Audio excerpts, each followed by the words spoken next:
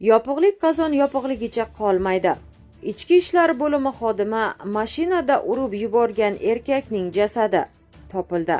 Toshkent viloyati Bekobod tumani Ichki ishlar bo'limi jinoyat qidiruv bo'limi tezkor xodimi avtomashinada urib yuborgan 43 yoshli erkakning jasadi 80 kundan keyin topildi.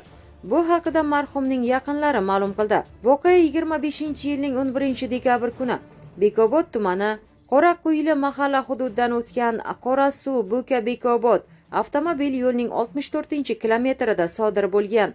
Bekobod shahar ichki ishlar bo'limining katta tezkor vakili mast holatda oq rangli Nexia 3 rusumli avtomashinada 43 yoshli piyodani urib yuborib, yo'l transport hodisasi sodir etgan. Ushbu avtohalokat oqibatida erkak vafot etgan.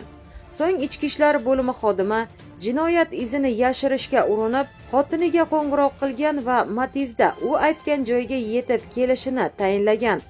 So'ng jasadni o'zining Nexia'sidan Matizga olib o'tgan.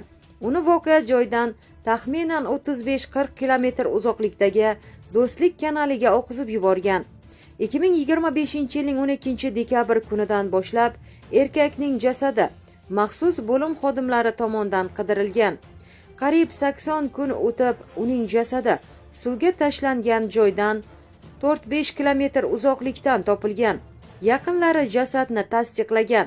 Eslatib o'tamiz, avvalroq Xorazm viloyatida mast holatda odam urib yuborib, uning o'limiga sababchi bo'lgan Ichki ishlar boshqarmasi inspektori 3 yil 1 oyga ozodlikdan mahrum etilganda. Shoshilinch xabar. Vaziyat tobora chigallashib bormoqda. Trampdan keskin bayonot. AQSh prezidenti Eronga qarshi hujumlar yanada kuchaytirilishini ma'lum qildi. Donald Trampning aytishicha, Tehron taslim bo'lishdan bosh tortgani ortidan yangi zarbalar rejalashtirilmoqda. Bu haqda Politico yozadi. Tramp tarmoqdagi bayonotda Eron juda qattiq zarbaga uchrashini ta'kidlab, avval nishonga olinmagan obyektlar va guruhlar ham hujumlar ro'yxatiga qo'shilishi mumkinligini bildirgan. Bu bayonot Eron prezidenti Masud Pezeshkionning AQSh talab qilgan shartsiz taslim bo'lishni rad etganligidan keyin yangragan. Pezeshkion davlat televideniyasi orqali qilgan chiqishida Tehron taslim bo'lmasligini aytganda, shu bilan birga Eron qo'shni davlatlarga hujum qilmasligini, agar ular o'z hududidan qarshi zarbalar bermasa, bu siyosat saqlanishini e'lon qilgan. Ayni paytda mojaro energetika bozorlariga ham ta'sir qilmoqda. Urush boshlangandan beri neft narxi keskin oshgan, benzin qiymati ham ko'tarilgan. Bu holat asosan jahon neftining qariyb 20% o'tadigan Hormuz bo'g'ozidagi vaziyat bilan bog'lanmoqda.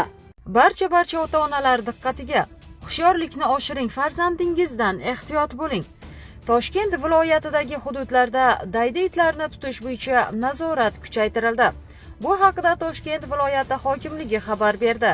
Qayd etilishicha, ijtimoiy tarmoqlar va ayrim axborot manbalarida Angren shahrida maktab o'quvchisini daydi it talagani va natijada o'quvchi og'ir jarohatlar oqibatida vafot etganligi haqida xabarlar tarqalgan. Ammo ushbu xabar rasmiy tasdiqlanmagan. Hodisa yuzasidan tegishli tashkilotlar tomonidan tezkor chora-tadbirlar va o'rganish ishlari boshlangan. Ayni paytda shahar va viloyat hududida daydi hayvonlarni nazorat qilish, ularni tutish hamda belgilangan maxsus joylarda saqlash ishlari kuchaytirilgan.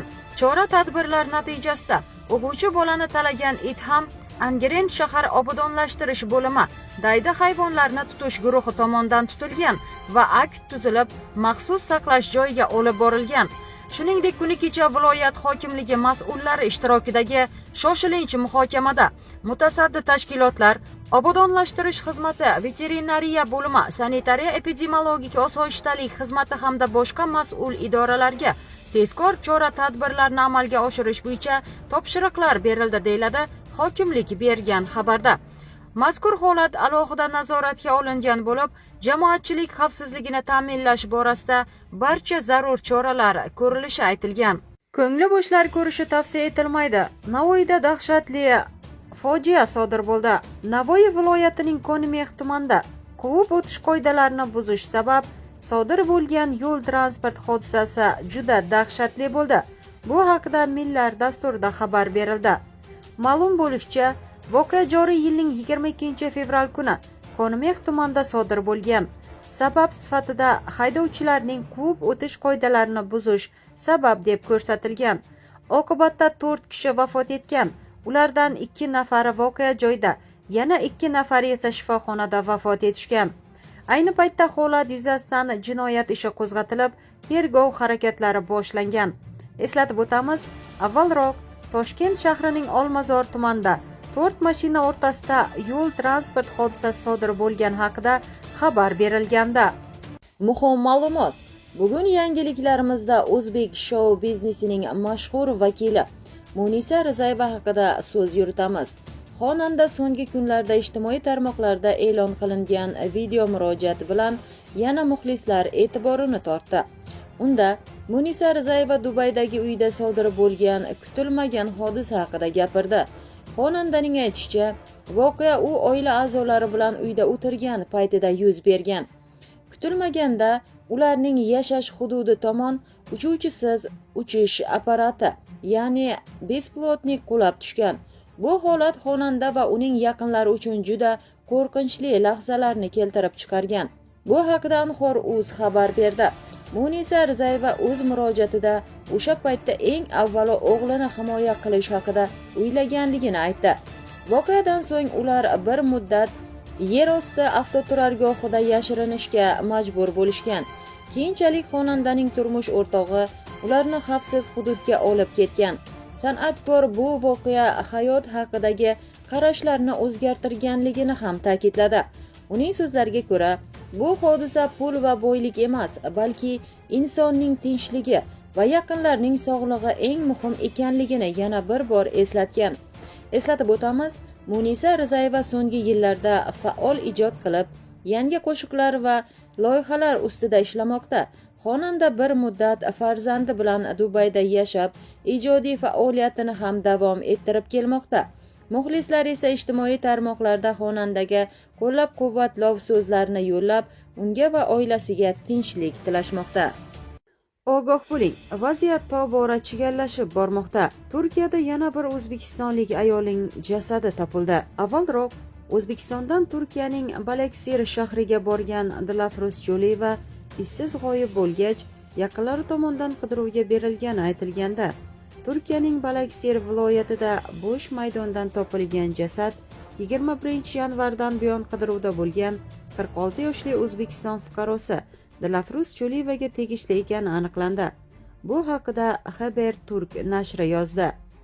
Ma'lum qilinishicha, Havran tuman jandarma qo'mondonligiga Balaksir shahrining Havran tumaniga qarashli Chamdibi mahallasida bo'sh yer maydondan ayol kishining jasadi topilgani haqida ma'lumot kelib tushgan. Hodisa joyida olib borilgan tekshiruvlar natijasida jasad 21-yanvardan buyon Burxaniya tuman Emeniyat boshqarmasi tomonidan bedarak yo'qolgan shaxs sifatida qidiruvda bo'lgan 46 yoshli O'zbekiston fuqarosi Dilafruz Choliyevaga tegishli ekani ma'lum bo'ldi. Marhumning jasadi sud tibbiy ekspertiza o'tkazish uchun Bursa sud tibbiy muassasasiga yuborilgan. Mazkur holat yuzasidan Choliyevaning sevgilisi ekani aytilgan 44 yoshli I.I, shuningdek uning tanishlari Bene, B.U va M.K qo'lga olindi. Huquq-tartibot idoralariga so'roq jarayonlaridan so'ng sudga chaqirilgan I.I hibsga olinib, qolgan 3 nafar gumondor sud jarayoni davomida qamoqqa olinmasdan shartli ravishda qo'yib yuborilgan. Taxminan bir oydan buyon onasidan darak ololmagan o'g'il Shohruh To'raqulov onasining qandli diabet bilan og'riganligini aytgan. Ma'lumot o'rnida 46 yoshli Dilafruz Choliyeva ishlash uchun Turkiyaga borib, Balaksirning Burxoniya tumanida yashagan. U yerda keksa va bemor kishiga qaragan. Ayol joriy yilning 21-yanvar kuni bozorga chiqish uchun ruxsat olgan va to'satdan g'oyib bo'lgan. Choliyevadan xabar ololmagan yaqinlari uning bedarak yo'qolganligi haqida ariza bergan va voqea yuzasidan O'zbekiston elchixonasi hamda konsulligiga xabardor qilgan.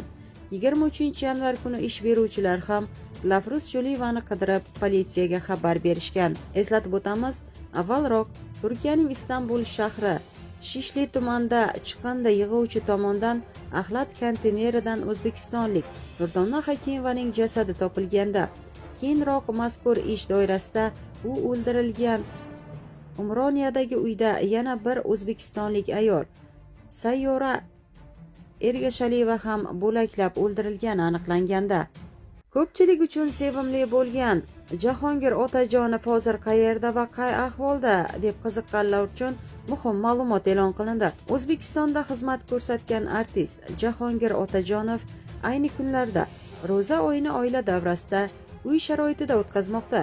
San'atkorning yaqinlari ma'lum qilishicha, u Ramazonni sokin va ibodatga bag'ishlagan ruhda qarshi olishni ma'qul ko'rgan.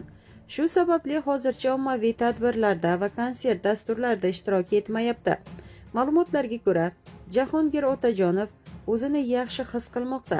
Salomatligi joyida, u vaqtni asosan oila a'zolari bilan birga o'tkazib, ijodiy rejalar ustida ishlamoqda hamda yangi qo'shiqlar ustida tayyorgarlik olib bormoqda. Shuningdek, u ijtimoiy tarmoqlar orqali muxlislari bilan aloqalarni uzmagan. Xonanda o'z murojaatlaridan birida hozirgi keskin vaziyatda barchani ehtiyot bo'lishga, sabr-toqatli va ogoh bo'lishga chaqirgan. U inson salomatligi va osoyishtaligi har narsadan ustun ekanligini ta'kidlab, ro'za oyida mehr-oqibat, hamjihatlik va xayrli amallarni ko'paytirish muhimligini eslatgan.